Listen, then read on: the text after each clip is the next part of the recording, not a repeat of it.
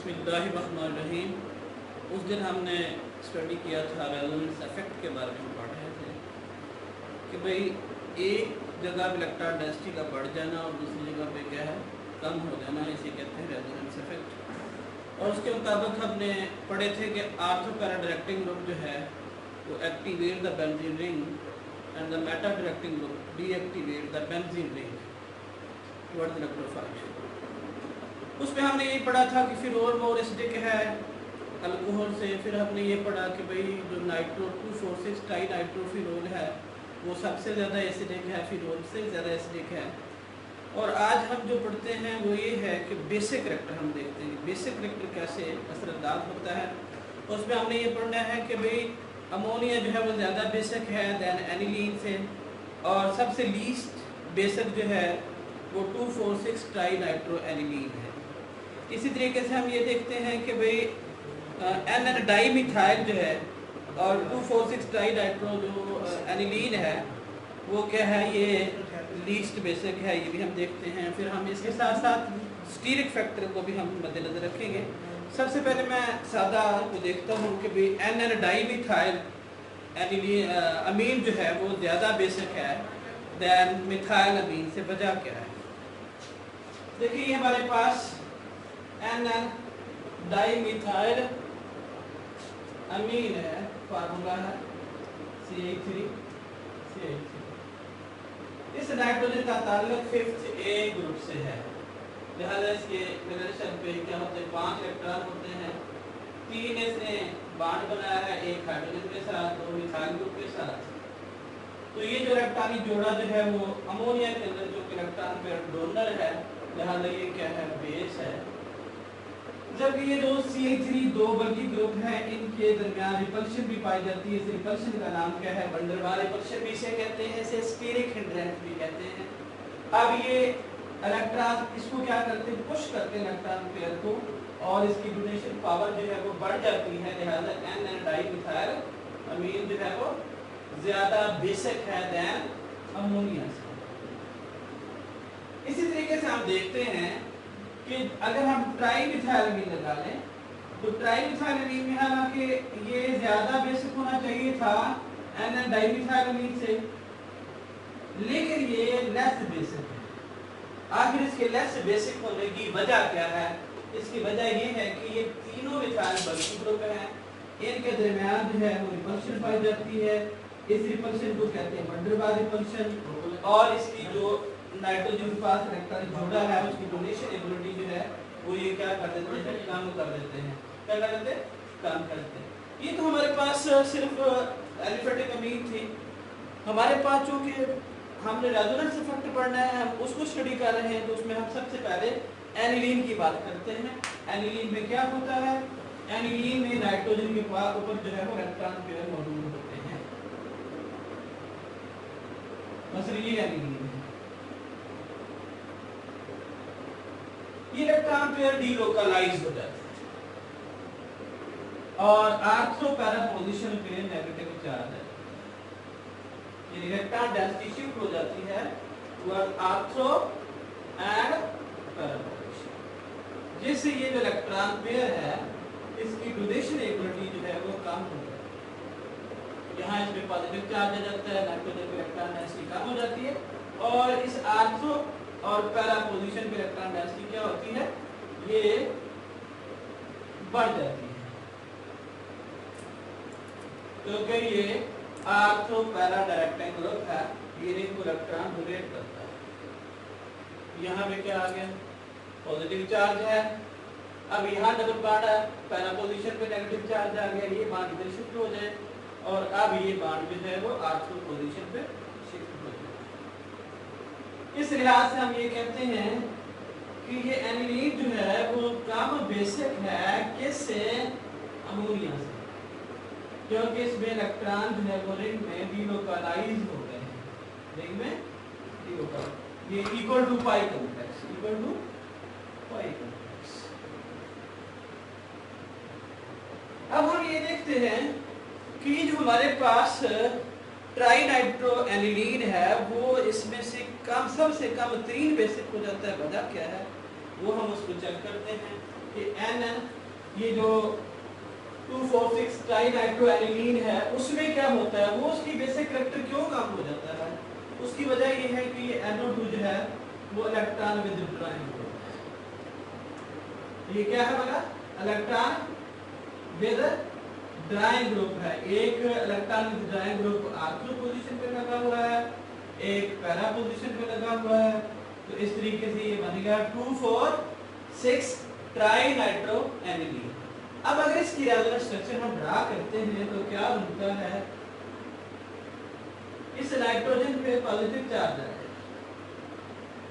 क्योंकि इसने electron donate कर दिए, इलेक्ट्रॉन इसने डोनेट कर दिए। अब इसको तो खोल के लिखा जाए, डबल बॉन्ड O नेगेटिव है, तो इस नाइट्रोजन के चूंकि 4 बॉन्ड बन गए, इस पे पॉजिटिव चार्ज आ गया, तो ये इलेक्ट्रॉन ऐसे इधर शिफ्ट होगी और ये इधर शिफ्ट हो जाएगी। तो इस तरीके से हम देखते हैं कि क्या सूरत बनती है। अब यहाँ देखें N डबल बॉन्ड N पे क्या आ गया, पॉजिटिव चार्ज आ गया, और ये O पे नेगेटिव आ गया।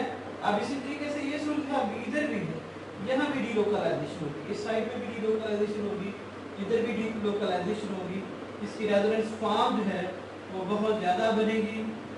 लिहाजा हम ये कह सकते हैं कि ये जो अवेलेबिलिटी इलेक्ट्रॉनों की नाइट्रोजन के ऊपर जो है वो इंतहाई कम हो जाती है। इस लिहाज से हम ये कह सकते हैं कि ये लीस्ट बेसिक, ये क्या है, लीस्ट बेसिक है, और इसकी पीएच जो बहुत ज्यादा है, और ये इससे भी क्या है, लीस्ट बेसिक है।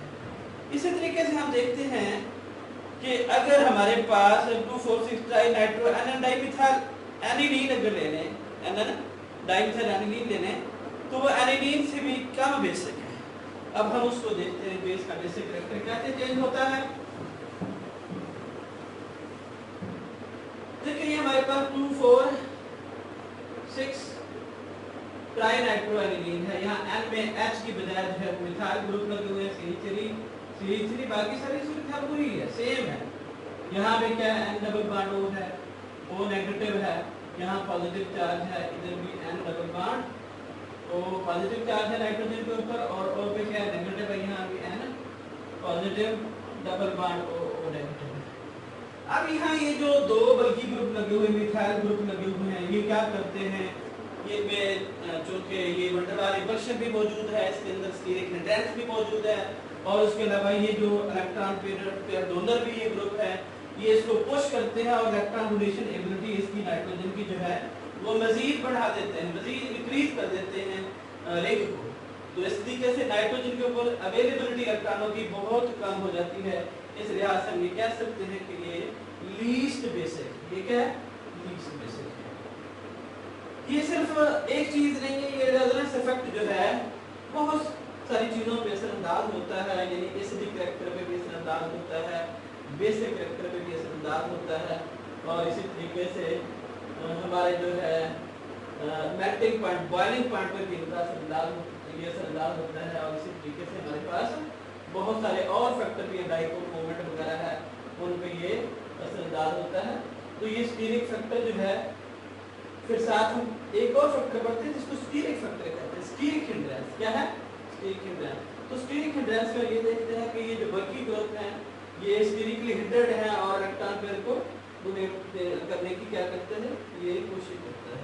हम उसको भी, हम स्टीरिक हिंड्रेंस को भी साथ साथ अभी हम पढ़ते हैं। तो इसमें हम देखते हैं कि भाई ये जो हमारे पास कंपाउंड है tertiary carbonium ion, tertiary carbonium ion, ये स्टेबल क्यों ज्यादा है। हम ये देखते हैं कि टर्शियरी कार्बोनियम आयन बहुत ज्यादा स्टेबल है। आखिर इसकी वजह क्या है, उसकी वजह ये है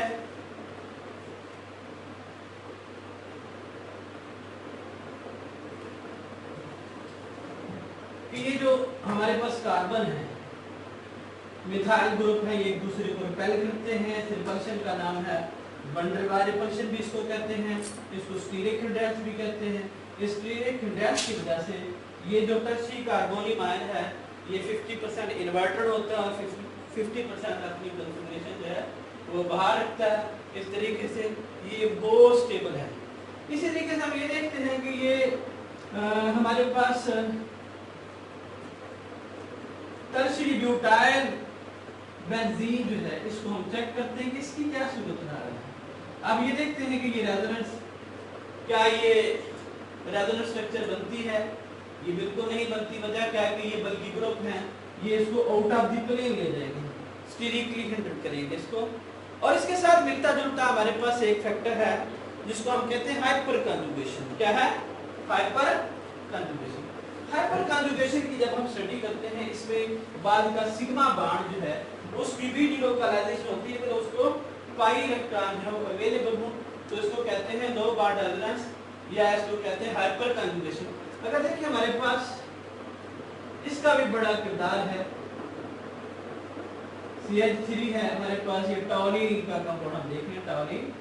तो इसमें क्या होता है कि ये बॉन्ड इधर शिफ्ट होता है और आर्थ्रो पोजीशन पे नेगेटिव चार्ज आ जाता है। इलेक्ट्रॉन sp2 4 6 की तरफ जब शिफ्ट होती है, लेकिन हाइड्रोजन जो है वो अपनी जगह पे कायम हो जाता रहता है। सिर्फ बॉन्ड की डिलोकलाइजेशन होती है, उसकी रेजोनेंस होती है।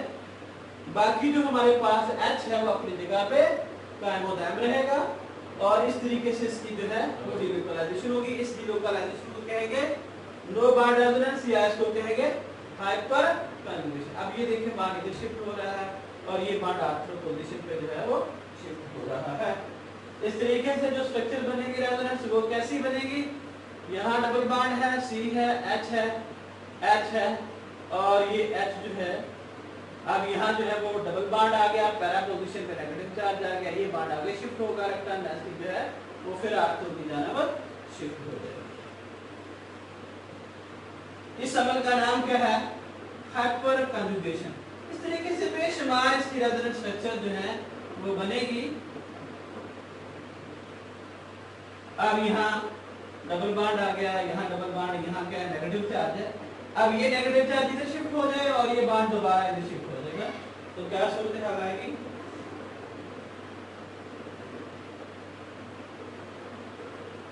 यहाँ डबल बॉन्ड C है, इधर क्या है H के दरमियान दोबारा सिंगल आ गया, यहाँ H के दरमियान बॉन्ड बन गया। क्या बन गया? बॉन्ड बन गया। और यहाँ डबल बॉन्ड आ गया, इधर ये डबल बॉन्ड है, ये बॉन्ड। अब दोबारा फिर डिलोकलाइजेशन इस हाइड्रोजन की हो जाएगी, ऐसे सूरत हाल आ जाएगी। इस तरीके से हम देखते हैं कि इसकी कई रेजोनेंस स्ट्रक्चर जो है वो बनेगी।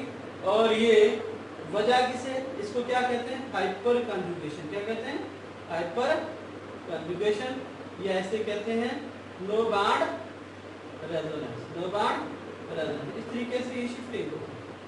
बहरहाल इसकी बहुत सारी शक्लें बनाई जा सकती हैं। अब उसमें हम एक कंपाउंड बनाते हैं, मिथाइल एसिटाइलिन को हम चेक करते हैं तो उसकी क्या सूरत हाल बनती है। मिथाइल एसिटाइलिन में हम बॉन्ड लेंथ चेक करते हैं कि बॉन्ड लेंथ पे इसका क्या असर होता है, कंजुगेशन का या रेजोनेंस का क्या असर होता है। मिथाइल एसिटाइलिन, अब यहाँ अगर हम बॉन्ड लेंथ देखें इसकी, C ट्रिपल बॉन्ड CH, तो यहाँ CH2 है। ये कार्बन कार्बन सिंगल बॉन्ड है, जबकि ये कार्बन कार्बन ट्रिपल बॉन्ड है। इस कार्बन की हाइब्रिडाइजेशन जो है वो sp3 है, इसकी भी sp3 है, जबकि इसकी sp है और इसकी भी sp हाइब्रिडाइजेशन है। अब अगर इसकी बॉन्ड लेंथ चेक की जाए तो इसकी बॉन्ड लेंथ बनती है 1.46 एंगस्ट्रॉम, लेकिन कार्बन कार्बन सिंगल बॉन्ड की होती है 1.54 एंगस्ट्रॉम। 1.54 भाई ये जो हमारे पास इतनी होनी चाहिए थी, इतनी क्यों होगी हुई है? इलेक्ट्रॉन डेंसिटी इधर आई है और इस तरीके से हम देख रहे हैं कि भाई यहाँ क्या आ गया? डबल बॉन्ड आ गया, C के दरमियान क्या आ गया? डबल बॉन्ड आ गया और ये H जो है इसको कहते हैं दो बॉन्ड रेजोनेंस, और आगे डबल ट्रिपल की बजाय जो है डबल बॉन्ड आ गया और इसपे नेगेटिव चार्ज आ गया। तो इस डिलोकलाइजेशन की वजह से बॉन्ड लेंथ जो है वो 1.54 एंगस्ट्रॉम होने की बजाय 1.46 एंगस्ट्रॉम हुई। और ये हमारे पास बेशुमार इसकी मिसालें जो है वो दी जा सकती हैं। और इसके साथ साथ हम ये देखते हैं, आज हमने जो चीज स्टडी की है उसमें क्या किया है, रेजोनेंस इफेक्ट जो है वो हमने जो बकिया रहता था उसके मतलब हमने पढ़ा कि रेजोनेंस इफेक्ट क्या होता है कि decrease in electron density at one place with the corresponding increase of electron density at other place is known as resonance effect. इसमें हमने पढ़ा था कि meta directing group, ortho para directing group जो है वो बेंजीन को एक्टिवेट करते हैं, मेटा डायरेक्टिंग ग्रुप जो है वो डीएक्टिवेट करते हैं। फिर हमने इसके बारे में पढ़ा था कि एसिडिक कैरेक्टर पढ़ा था कि फिनोल जो है वो ज़्यादा एसिडिक है अल्कोहल से। फिर 2,4-ट्राईनाइट्रो फिनोल जो है वो मोर एसिडिक है दैन किससे, फिनोल से। इसी तरीके से कार्बोक्सिलिक एसिड ज़्यादा एसिडिक है कैसे, फिनोल से। इनकी हमने स्टडी की थी। फिर उसके अलावा हमने बेसिक कैरेक्टर को स्टडी किया कि जो हमारे पास एनिलीन है वो लेस बेसिक है किससे, अमोनिया से। फिर एन डाइमिथाइल जो अमीन है वो ज़्यादा बेसिक है अमोनिया से। इसी तरीके से हमने बहुत सारे और फैक्टर भी पढ़े। फिर यहाँ से हमने हाइपर कॉन्जुगेशन की स्टडी की। फिर ये देखा कि भाई स्टीरिक हिंड्रेंस का रेजोनेंस पे क्या असर होता है। अगर स्टीरिक हिंड्रेंस ज़्यादा होती है तो वो स्ट्रक्चर रेजोनेंस होती नहीं, वो आउट ऑफ द प्लेन चली जाती है और वो रेजोनेंस नहीं होती। आज हमने ये बेसिक कंसेप्ट के अंदर जो है वो जो चीज़ें पढ़ी हैं आज तक, वो एक है डिलोकलाई केमिकल बॉन्ड, और इसके अलावा हमने पढ़ा रेजोनेंस क्या होता है, रेजोनेंस हाइब्रिड क्या होती है, रेजोनेंस एनर्जी क्या होती है, और उसके अलावा आज हमने रेजोनेंस इफेक्ट पढ़ा है। और कल हम इंशाल्लाह मज़ीद जो है वो टाटो लेजर पढ़ेंगे।